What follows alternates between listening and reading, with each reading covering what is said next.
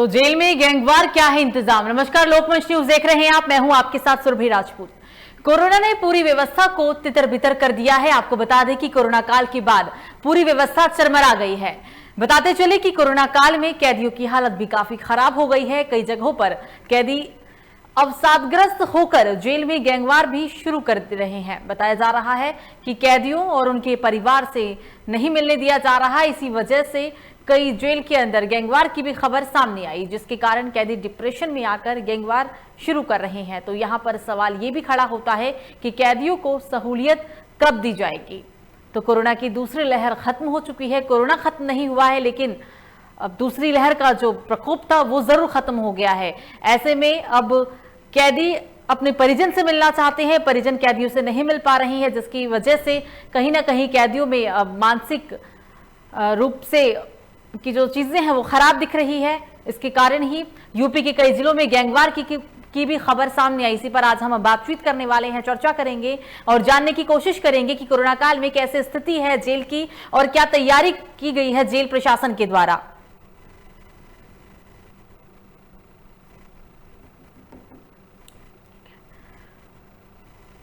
तो कोरोना के कारण कैदी अपने परिजन से नहीं मिल पा रहे हैं और इसी वजह से यूपी के कई जिलों से जेल के अंदर गैंगवार की खबर सामने आई। कई जेल में गैंगवार हुआ, इससे निपटने के लिए क्या इंतजाम है, इन्हीं सभी पर चर्चा करेंगे, बातचीत करेंगे, जानने की कोशिश करेंगे। हम ब्रजेंद्र यादव, जेल अधीक्षक हरदोई से हमारे साथ जुड़ेंगे। क्या जेल के अंदर पुख्ता इंतजाम किया गया है प्रशासन के द्वारा? क्या सहूलियत दी जा रही है कैदियों को दूसरी लहर के बाद? अब क्योंकि तीसरी लहर का भी डर है, तीसरी लहर को भी लेकर चेतावनी दी गई है और दूसरी लहर खत्म होने के बाद जेल के अंदर क्या खास इंतजाम है, इन्हीं सब पर आज हम बातचीत करने वाले हैं। कोरोना में बंदियों से मुलाकात पर रोक थी और जिसके चलते ही कई कैदी डिप्रेशन में भी थे। अब हालात सामान्य हो गया है, तो अब ऐसे में सभी ये जानना चाहते हैं कि हालात सामान्य है, पहले से स्थिति काफी बेहतर है। क्या प्रशासन की तरफ से तैयारी की गई है? क्या जेल प्रशासन ने अपनी तरफ से तैयारी की है कैदियों की सहूलियत के लिए, ताकि उनके परिजन अपने कैदियों से मिल सके, लोगों से मिल सकें?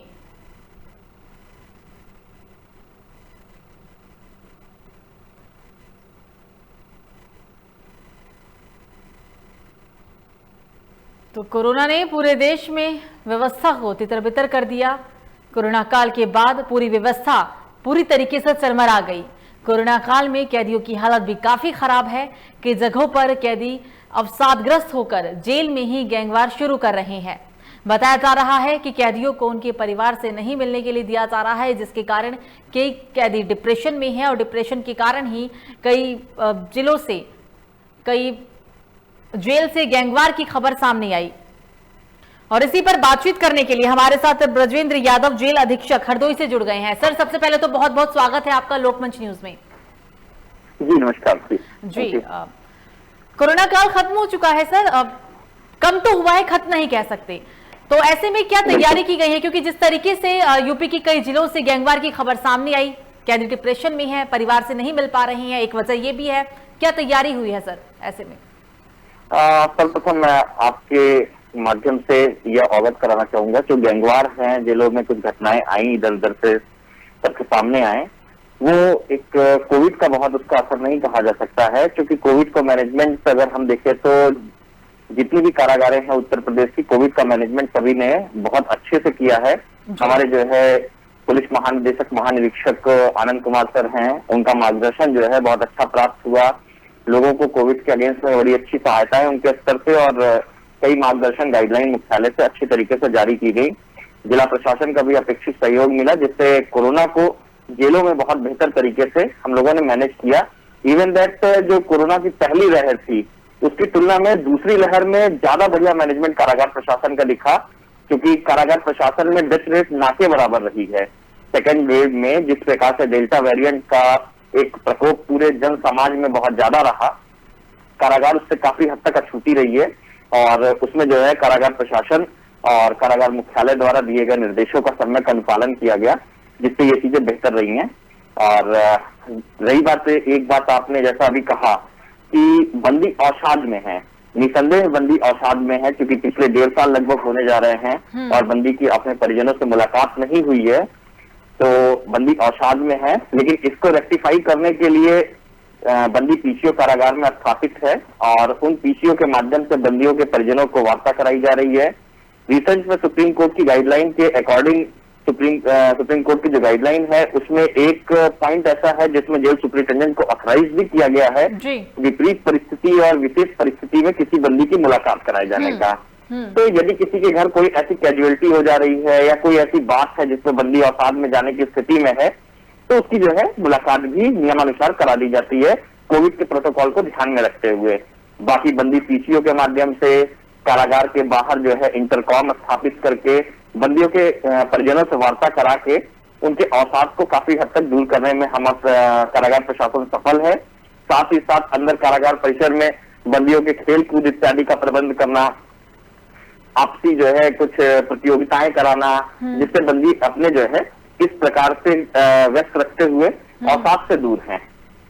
बिल्कुल सर, अभी आपने यहाँ पर ये कहा कि गैंगवार की जो वजह है वो कोरोना नहीं है, तो फिर इसकी वजह क्या है आपके हिसाब से? बेसिकली देखिए, जिस भी जगह पे गैंगवार हुआ है वो एक अलग जो है कारण हो सकता है, वो वहां का जेल प्रशासन बेहतर तरीके से बता सकता है।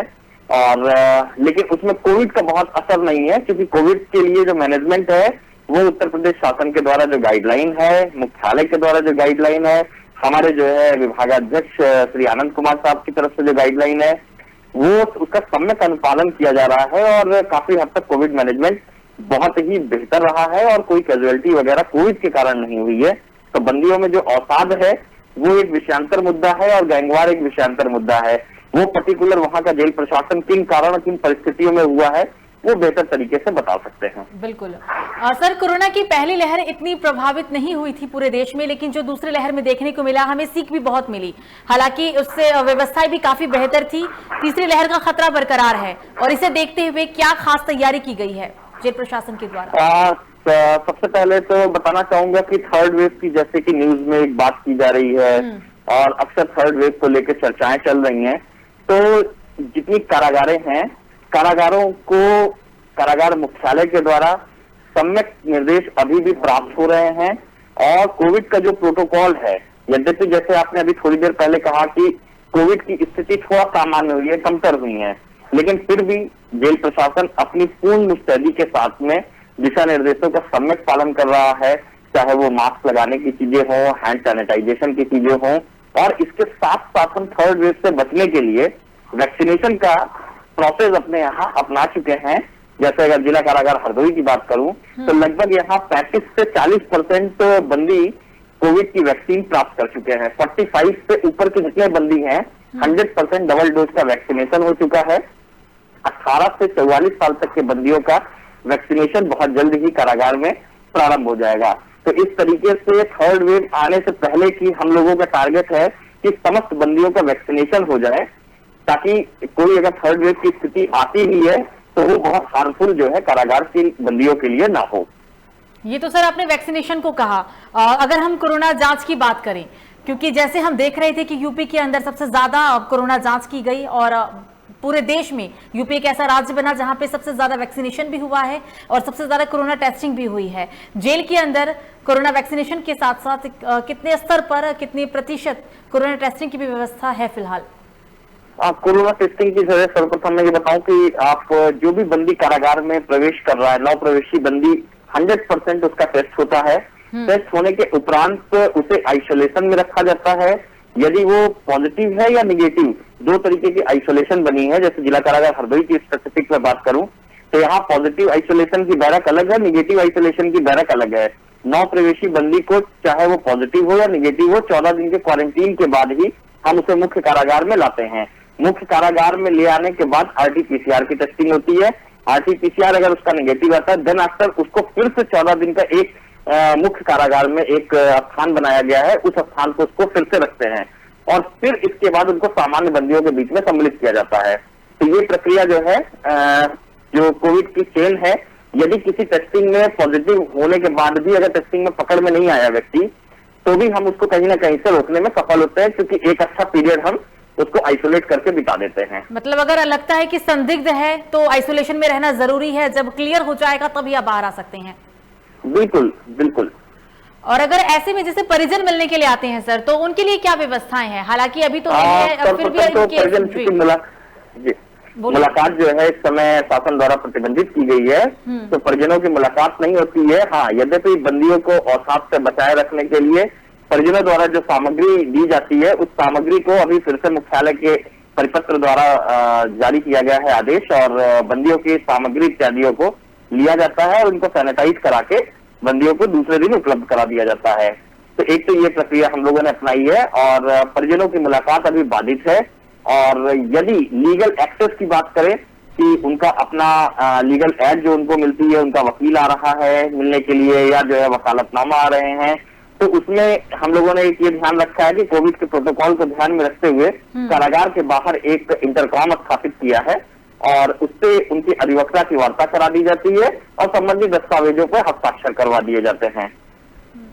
बिल्कुल सर, हमने ऐसा भी देखा है कि कई कैदी को अगर पेरोल पे वो बाहर आना चाह रहा है, उसकी पेरोल है, तो ऐसे में कई कैदी ये भी थे तो जिन्होंने ये भी कहा कि हमें पेरोल नहीं चाहिए, आप बढ़ा सकते हैं, हम जेल में ही सुरक्षित हैं।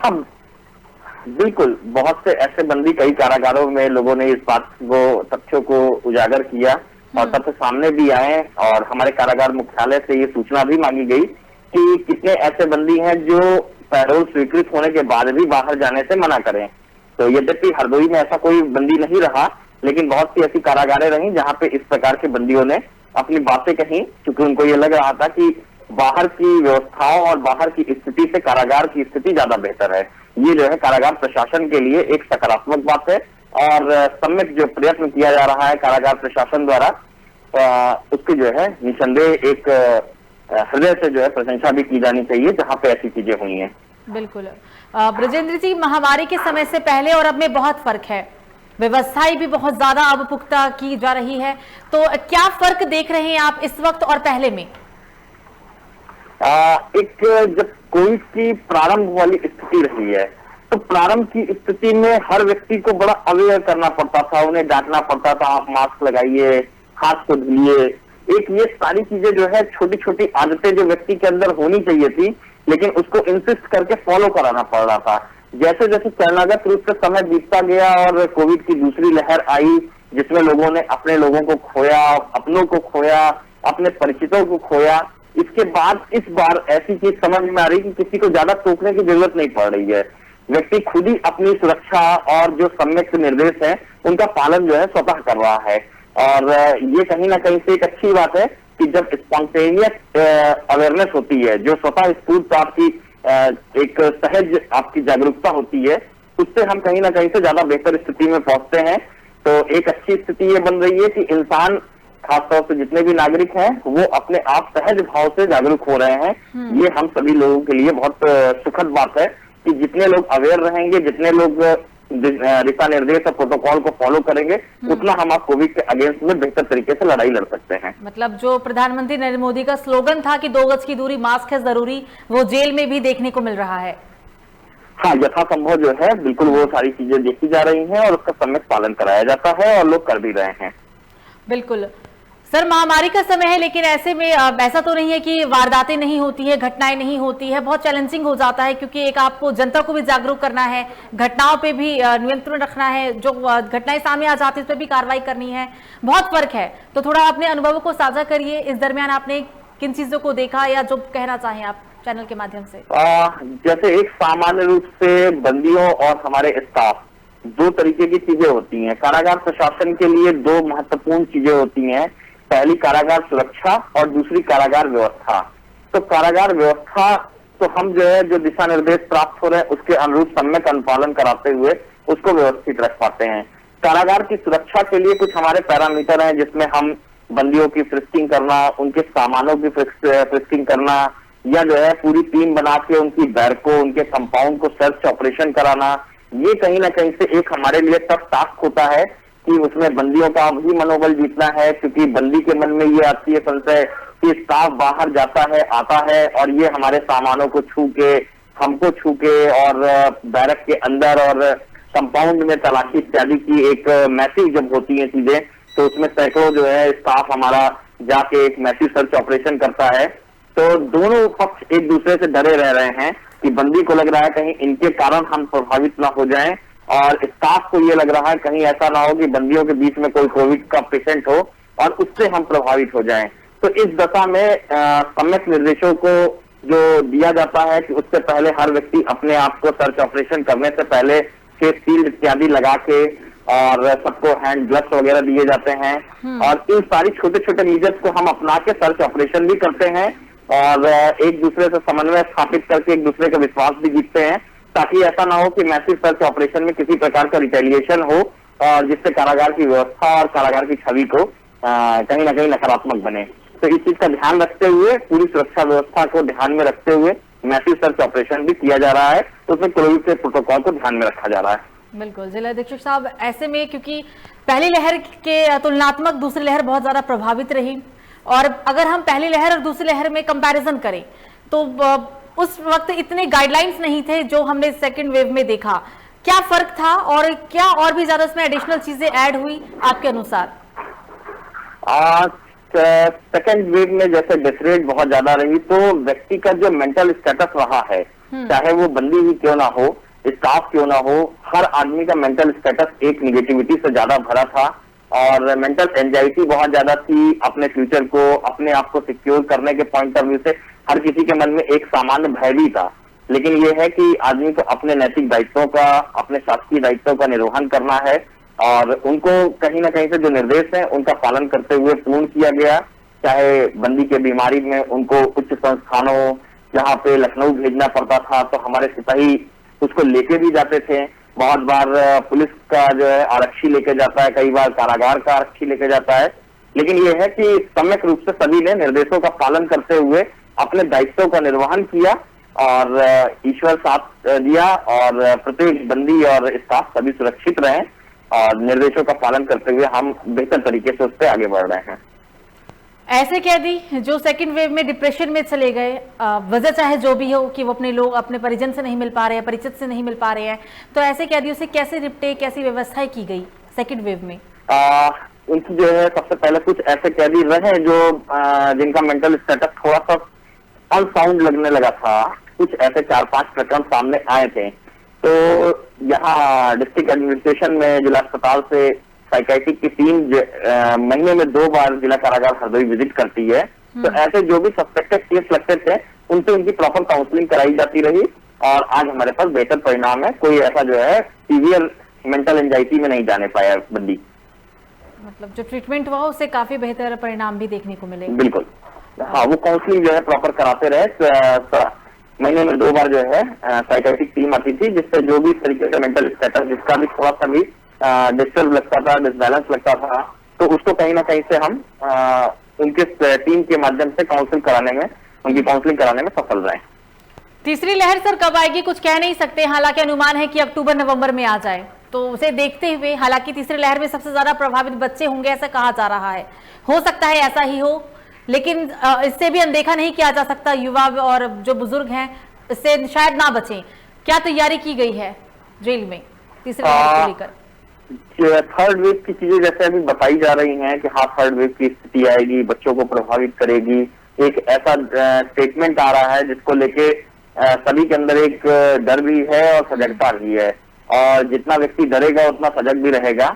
तो हर व्यक्ति अपने आप में सजग है। बच्चों को भी विशेष रूप से ध्यान देने के लिए जो हमारी महिला बैरक है, उनके साथ में रहने वाले बच्चे हैं, वहाँ पूरा ध्यान दिया जा रहा है कि जो भी हमारी महिला कार्मिक बाहर से आती हैं वो प्रॉपर सैनिटाइज होके ही उस चैम्बर में जाएं अपना, और अपनी ड्यूटी को, शासकीय दायित्वों का निर्वहन करें। और यदि किसी महिला की बीमारी इत्यादि पे उसे जिला कारागार से बाहर भेजा जा रहा है उच्च संस्थान में, चाहे वो जिला अस्पताल हो, चाहे केजीएमसी लखनऊ भेजा जाने की परंपरा हो, तो हम उसको कहीं ना कहीं से एक नियमों का पालन करते हुए वापसी पे सामान्य महिलाओं के बीच में न रखे 14 दिन हम उनको अलग से क्वारंटीन करते हैं। देन आफ्टर उसमें हम उनको उनकी बैरक में वापस भेजते हैं। तो इस तरीके से चीजों को हम फॉलो कर रहे हैं कि यदि कारागार से बाहर कोई भी व्यक्ति जा रहा है, कारागार से बाहर कोई व्यक्ति इन द सेंस बंदी, अगर कोई बंदी अपने इलाज के लिए बाहर जा रहा है तो वो वापस आने के बाद सीधे उस अपनी बैरक में नहीं जाएगा जो उसका पूर्व स्थान था। उसके लिए एक 7 दिन, 10 दिन और 14 दिन का पीरियड रखा जा रहा है। यदि 7 दिन तक कोई ऐसी रिपोर्टिंग नहीं आ रही है तो उसकी एक एंटीजन हम करते हैं, फिर हम उसको वापस उस बैरक में रखते हैं। खासतौर से ये परंपरा और प्रोसेस को हम लोग ने महिलाओं के लिए अपनाया हुआ है। बाल सुधार गृह में कितनी तैयारी? बाल सुधार गृह चूंकि मैं अवगत कराना चाहूंगा कि वो मेरे अंडर में नहीं आती है और वो उसका अधिकारी दूसरा होता है, तो उस विषय में मैं नहीं कुछ कह सकता हूँ। बिल्कुल सर, कोरोना को लेकर ही ये पूरी बातचीत है। गैंगवार को लेकर भी हमने बात किया। आपने कहा कि जिस तरीके से हम कोरोना और गैंगवार को नहीं जोड़ सकते हैं, वजह कितनी भी हो सकती है, तमाम तरह की हमने बातचीत की। लेकिन इस बीच अगर कुछ आप अनुभव साझा करना चाहें, जिस आप जेल के अंदर अभी जेल अधीक्षक है हरदोई में ही, तो अनुभव को साझा करें आप। सम्यक रूप से कभी भी कोई ऐसी बात होती है, कहीं पे भी जेलों में कोई उपद्रव या बवाल होता है, तो जैसे कहा जाता है कि कोई भी कार्य है तो उसके पीछे कोई ना कोई कारण जरूर होता है। तो जेल प्रशासन को उस कारण को कहीं ना कहीं शिनाख्त करनी चाहिए कि इस तरीके की चीजें हुई क्यों। और एक सामान्य जो मेरा अनुभव है अपनी 8-9 साल की सेवा का, तो उसमें एक चीज ये जरूर आता है कि कोई भी घटना अगर होती है कारागार में तो वो एक दिन में नहीं होती है, उसके पीछे एक लंबा पीरियड होता है। तो अगर वहां का जेल अधिकारी, जेल प्रशासन प्रॉपर मुस्तैद है, बंदियों की समस्याओं को आप एड्रेस कर रहे हैं, तो आपको समय समय वो चीजें अपने आप पता चल जाएंगी और समय रहते आप उनकी समस्याओं का निदान कर देंगे, निदान कर सकते हैं, ताकि वो रिटेलिएट किसी भी रूप में ना कर पाए। तो उसके लिए कई पैरामीटर है, जेल मैनुअल में कई प्रोविजन है, आप उसको जो है फॉलो कर सकते हैं और बंदी का कॉन्फिडेंस जीत सकते हैं। लेकिन ये है कि उसके लिए आपको प्रतिदिन उस प्रकार से अपने आप को सजग और सतर्क रखना पड़ेगा। तो बस मेरा अनुभव यही है कि सामान्य रूप से आप हमेशा सतर्क रहिए, साप्ताहिक बंदियों की समस्याओं को सुने, ताकि उनकी समस्याओं का निस्तारण आप करते रहें, तो बंदी कभी रिटेलिएट करने की स्थिति में नहीं आते हैं। लोगों से क्या अपील करना चाहेंगे? आपके मंच के माध्यम से मैं लोगों से अपील यही करना चाहूंगा कि आज भी कोरोना कम हुआ है, कोरोना खत्म नहीं हुआ है, तो शासन के द्वारा जो भी गाइडलाइन जारी हो रही है, जैसी हमारी आपकी आदतें पड़ी कोरोना में, अपने आप को हाथ धुलना, मास्क लगाना, दूरी मेंटेन करना, बहुत जरूरी हो तो ही बाहर निकलना, ये सारी चीजों का हमको सम्यक पालन अभी भी करना चाहिए। और अगर हम आप इस तरीके से आप पालन करते रहते हैं और वैक्सीन लगवाने के लिए आगे बढ़ते हैं और वैक्सीन लगवाते हैं, तो कहीं ना कहीं से हम आप एक जल्द ही ऐसी स्थिति में पहुंचेंगे कि हम आप कोविड को मात दे सकते हैं। बिल्कुल, ये तो मानना पड़ेगा कि लोगों को अब मास्क लगाने की आदत हो गई। सोशल डिस्टेंसिंग तो नहीं कह सकते, लेकिन ज्यादा से ज्यादा लोग मास्क पहन के ही निकलते हैं। बिल्कुल सोशल डिस्टेंसिंग के पॉइंट ऑफ व्यू से ये है कि जिसको बहुत जरूरत है तभी हम निकले। मार्केट में हमें जाना है जब बहुत आवश्यकता है तभी हम मार्केट में निकले। अनावश्यक मार्केट में घूमने वाली जो परंपरा थी उस परंपरा को हमें त्यागना पड़ेगा। हम मॉल इत्यादि कहीं पे भी जाएं तो जरूरत पड़ने पे जाएं। अनावश्यक मॉल के अंदर घूमने या मार्केट में घूमने की अपनी जो परंपरा है उस परंपरा से हम अंकुश लगाएं, ताकि कहीं ना कहीं से अनावश्यक की जो मार्केट में गैदरिंग हो जाती है उससे हम आप बच सके। तो सोशल डिस्टेंसिंग पे हम इतना तो जरूर कर सकते हैं, यही मेरी जनता से अपील है। बिल्कुल सर, हमसे बातचीत करने के लिए, लोकमंच न्यूज में अपना कीमती समय देने के लिए आपका बहुत बहुत शुक्रिया। ये थे हमारे साथ ब्रजेंद्र यादव, जेल अधीक्षक हरदोई से। जी सर, नमस्कार। तो बता दें आपको कि कोरोना काल चल रहा है, हालांकि महामारी का दौर खत्म नहीं हुआ है, कम जरूर हुआ है। ऐसे में बहुत से सवाल उठते हैं, क्योंकि जिस तरीके से हमने अभी देखा यूपी के अलग अलग जिलों से गैंगवार की खबर सामने आई, जेल से गैंगवार को लेकर चीजें सामने आई हैं। कोरोना काल में कैदियों की हालत भी काफी खराब हो गई है। कई जगहों पर कैदी अवसादग्रस्त होकर जेल में गैंगवार भी कर रहे हैं। कैदियों को उनके परिवार से मिलने नहीं दिया जा रहा है। इन्हीं सब चीजों पे आज हमने हरदोई के जेल अधीक्षक ब्रजेंद्र यादव से बातचीत की, जानने की कोशिश की कि क्या स्थिति है इस वक्त जेल की। तो फिलहाल अभी के लिए मुझे दीजिए इजाजत। लोकमंच न्यूज पर खबरों का सिलसिला जारी रहेगा। नमस्कार।